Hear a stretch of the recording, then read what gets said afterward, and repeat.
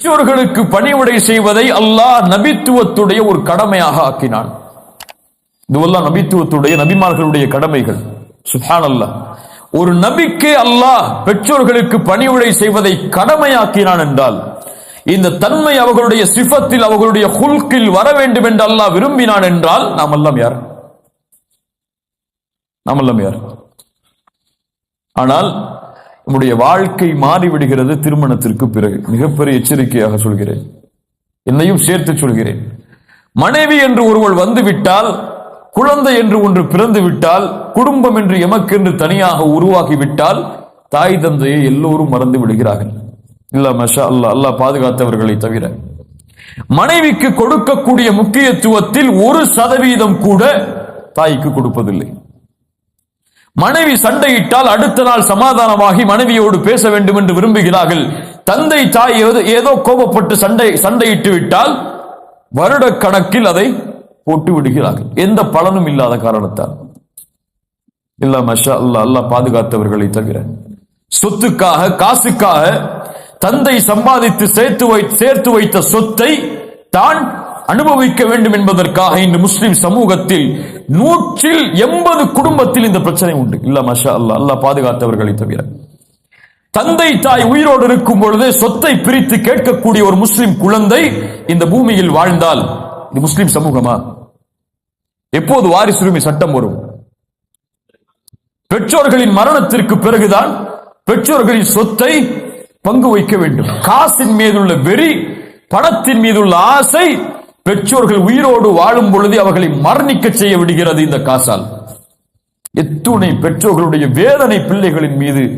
நான் வளர்த்த பிள்ளை என் சட்டையை பிடிக்கிறான் இந்த காசுக்காக, பணத்திற்காக, பண வெறிக்காக. யார் காட்டிய வழிமுறை இது?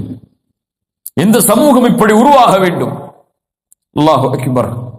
எத்துணை பெற்றோர்களுடைய வேதனை இன்று பெண் குழந்தைகளை திருமணம் செய்து கொடுக்கும் பொழுது தன் சொத்தில் ஒரு பெரும் பகுதியை பெண் பிள்ளைக்கு கொடுத்தால்தான் ஒரு ஆண் மகன் திருமணம் செய்வதற்கு தயாராகிறான் சில ஊர்களில். யார் சம்பாதித்த சொத்து அது? அந்த பெண் சம்பாதித்த சொத்தா? உரிமையாக கேட்பதற்கு அடுத்தவரின் சொத்தில் ஒரு சூறையாட விரும்பக்கூடிய ஒரு ஆண் மகன் இந்த சமூகத்தில் வாழ்கிறான் என்றால் தௌஹீதை கூறி அல்லது சலஃப் மன்ஹஜை கூறி அல்லது அகீதாவை கூறி அல்லது கொள்கையை கூறி என்ன பலன்? அடுத்தவருடைய உரிமையில் ஒரு அணுவை எடுத்தால் கூட நாளை மறுமையில் அரிகண்டங்களாக மாற்றப்படும் இருக்கும்போது தன் பிள்ளைக்காக, தனக்காக, தன்னுடைய பிள்ளைகளுடைய சரி பங்கிற்காக ஒரு பெற்றோர் சொத்தை சேர்த்து வைப்பார்கள். இந்த ஆண்மகன் வந்து இதை உங்களுடைய மகளுடைய பெயரில் எழுதி கொடுத்தால் தான் நான் திருமணம் செய்வேன் என்று சொல்லுவார். இப்படி நிர்பந்தமாகி பெற்றோர்களை விரும்பி அதை சேர்த்து கொடுக்கக்கூடிய காலமாக இது மாறிவிட்டது. அவ்வளவுதான். யாரும் விருப்பத்தோடு இதை ஆரம்பிக்கவில்லை. இது வழக்கமாகி வேறு வழி இல்லை. கொடுத்தால் தான் திருமணம் இந்த ஊரில், இல்லை என்றால் வெளியூரில் பெண் ஆண்மகன் தேட வேண்டும், கிடைக்கிறது, அல்லது நம்முடைய ஊருடைய வழக்கத்திற்கு ஒத்து வராது என்பதற்காக முடிக்கிறார். என்ன செய்வது? இந்த சமூகத்துடைய பலரை கொள்கையை மாற்ற விரும்புகிறோம், குணத்தை மாற்ற விரும்புகிறோம். கலாச்சாரம் என்று வரும் பொழுது பலர் தடுமாறுகிறோம், பலர் தோற்று விடுகிறோம். அந்த விஷயத்தில் உண்மை அதுதான். பலர் அதில் தோற்று விடுகிறோம். தூதருக்கு அல்லாஹ் இட்ட கட்டளை என்ன தெரியுமா? ஜெய்னபை யார் மனம் முடித்தார்கள்? ஜெயிதுக்கும் ஜெய்னப் அவர்களுக்கும் விவாகரத்து என்று வரும் பொழுது அல்லாஹ் ரப்புல் ஆலமீனுடைய கட்டளை, ஜெய்னபை விவாகரத்து செய்து விட்டால் அலைஹிஸ்ஸலாம் ரலியல்லாஹு அன்ஹா நீங்கள் மணமுடியுங்கள் என்று. தூதர் அஞ்சினார்கள் மனம் முடிப்பதற்கு. ஏன் அஞ்சினார்கள்? வளர்ப்பு மகளின் மனைவியை திருமணம் செய்வது அவர்கள் விவாகரத்து செய்ததற்கு பிறகு ஐயாமுல் ஜாஹிலியாவுடைய கலாச்சாரத்தில் மகளை திருமணம் செய்வதற்கு சமம். தூதர் பயந்தார்கள். அல்லாஹ் கூறுகிறான், நபியை பார்த்து அல்லாஹ் கேட்கிறான், நபியே மக்களை பயப்படுகிறீர்களா இதை செயல்படுத்துவதற்கு?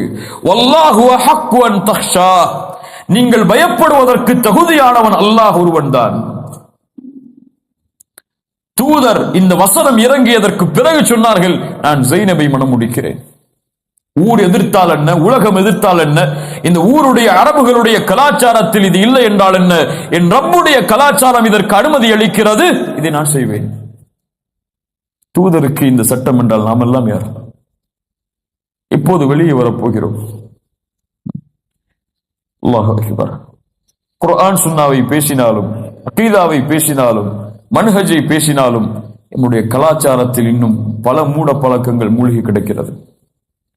அல்லாஹ் ரப்புல் ஆலமீன் மரியம் அலைஹிஸ்ஸலாம் அவர்களுக்கு பிறந்த ஈசாவின் மூலமாக அல்லாஹ் உணர்த்துகிறான், வபர்ரம் பிவாலிததி, என் பெற்றோர்களுக்கு நான் பணிவிடை செய்யும்படி ஏவப்பட்டிருக்கிறேன். தூதர் கவலை அடைந்த ஒரு விஷயம் தன்னுடைய வாழ்வில், தூதர் அது போன்ற அழுகையை தங்களுடைய வாழ்வில் அழாத ஒரு அம்சம் எது தெரியுமா? மதீனாவில் இருந்து மக்காவிற்கு திரும்பி வரும் பொழுது ஆபஹா என்ற இடத்தை அடைந்தார்கள் தூதர். இன்றும் இருக்கிறது அந்த இடம், அபஹா. அந்த இடத்தை அடைந்தவுடன் ஒரு கபருக்கு அருகில் இருந்து கொண்டு அழுது கொண்டே இருக்கிறார்கள். தேம்பி தேம்பி அழுகிறார்கள். 6 வயதில் வந்த அழுகை மீண்டும் வருகிறது. தாயுடைய கபருக்கு முன்னால் அமரவர்கள் கேட்கிறார்கள், அல்லாஹ்வுடைய தூதரே, யாருடைய கபர் இது? ஏன் இங்கே அழுகிறீர்கள்? அல்லாஹ்வுடைய தூதர் சொன்னார்கள், இது என்னுடைய தாயுடைய கபர். அல்லாஹ்விடத்தில் அனுமதி கேட்டேன் என் தாயுடைய கபரை ஜியாரத் செய்வதற்கு. அல்லாஹ் எனக்கு அனுமதி அளித்தான்.